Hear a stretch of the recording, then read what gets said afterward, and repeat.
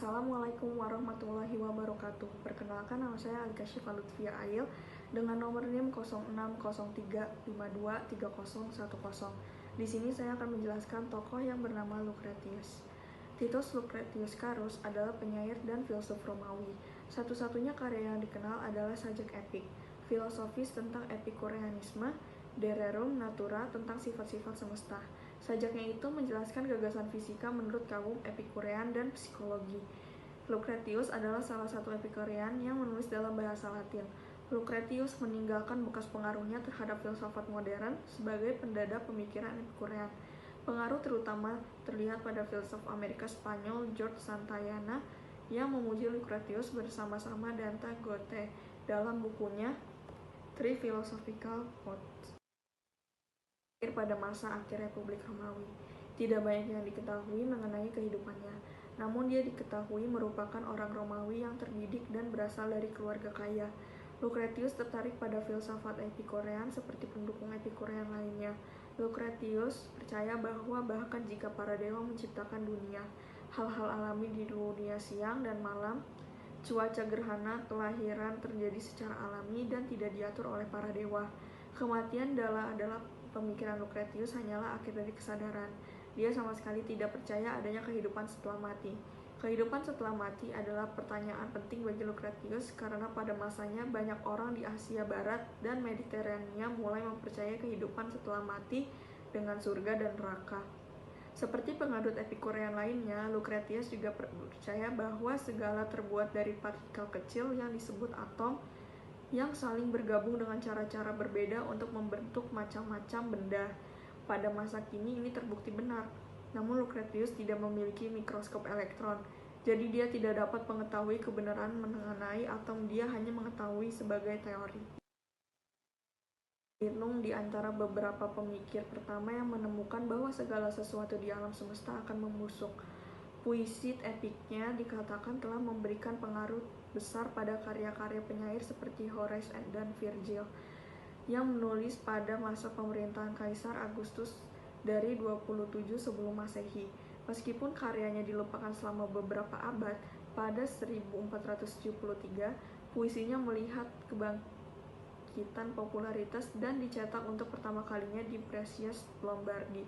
Sekitar tahun 1580, filsuf dan penulis Prancis Montaigne sangat teliti dan mengutip dari versi cetak Latin De Rerum Natura dalam volume esainya yang terkenal Essays.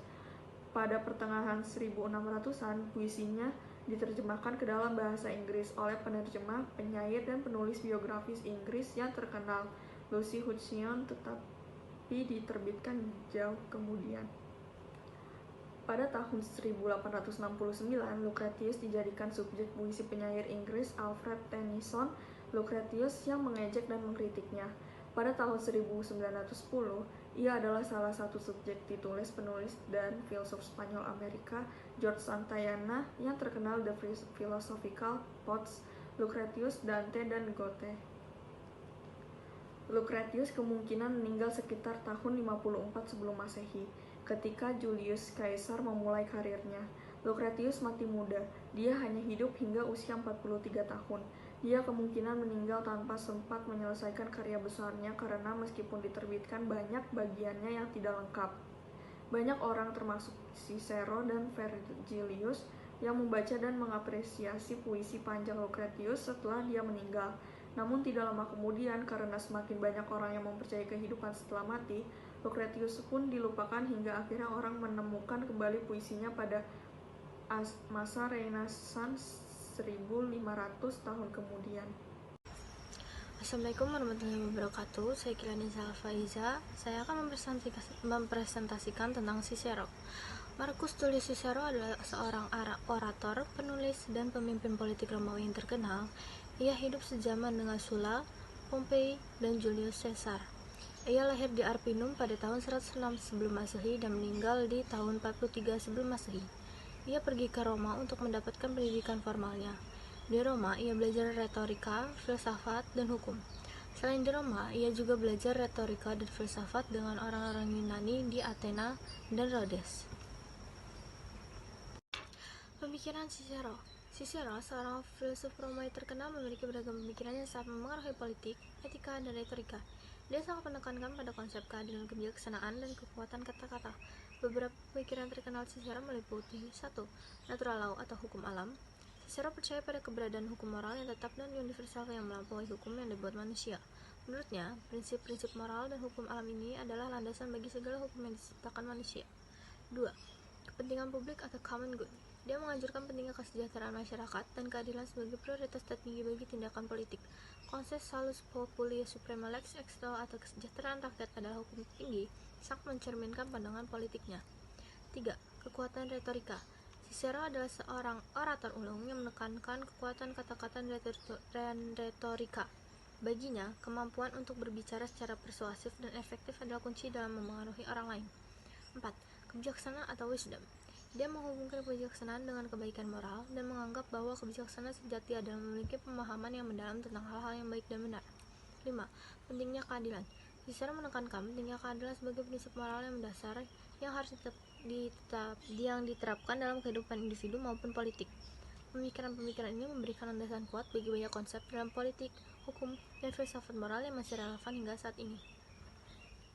Selanjutnya ada Plotinus. Plotinus dilahirkan pada tahun 204 Masehi di Lykopolis, Mesir.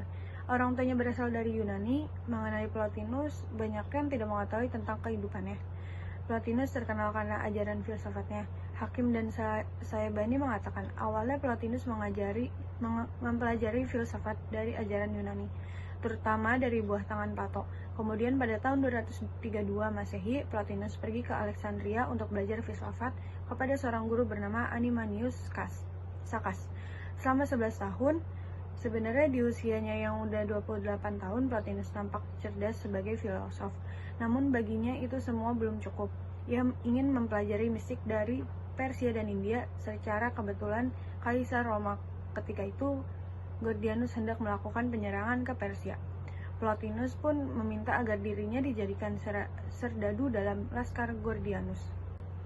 Plotinus juga sangat dikenal sebagai filosof pertama yang mengajukan teori pencipta alam semesta. Ia mengajukan sebuah teori emanasi yang sering digunakan oleh filosof Islam. Ajarannya tentang kebersatuan Tuhan mengingatkan kita pada teori-teori yang dikembangkan oleh para sufi muslim seperti pada Al-Hallaj, Abu Yazid Al-Bistami, Ibnu Al-Arabi, dan lain-lain. Teori emanasi merupakan jawaban dari pertanyaan Thales sekitar 8 abad sebelumnya. Apa bahan alam semesta ini? Plotinus menjawab, bahannya adalah Tuhan. Zeno dari Elea sekitar 490 sampai 430 sebelum Masehi adalah seorang filsuf prasokratik dari kota Elea di Italia Selatan. Dia terkenal karena berkontribusi pada perkembangan pemikiran filsafat dan Parmenidesianisme. Zeno adalah murid dan pengikut Parmenides, seorang filsuf prasokratik terkenal yang mengajarkan bahwa realitas adalah abadi, tidak berubah, dan tidak dapat dibagi. Pandangan ini memengaruhi pemikiran Zeno. Zeno terkenal karena menciptakan serangkaian paradoks yang dikenal sebagai paradoks Zeno. Paradoks-paradoks ini dirancang untuk menggugat gagasan bahwa gerakan dan perubahan adalah mungkin. Salah satu contoh paradoksnya adalah paradoks Achilles dan kura-kura, yang membahas konsep perubahan dan bagaimana Achilles meskipun lebih cepat dan tidak akan pernah menyalip kura-kura dalam sebuah lomba. Zeno membuat kontribusi penting terhadap pemikiran tentang ruang, waktu, gerakan, dan bagaimana kita memahami dunia fisik. Paradoks-paradoksnya telah memicu diskusi dan pemahaman yang lebih dalam tentang konsep-konsep ini dalam filsafat matematika.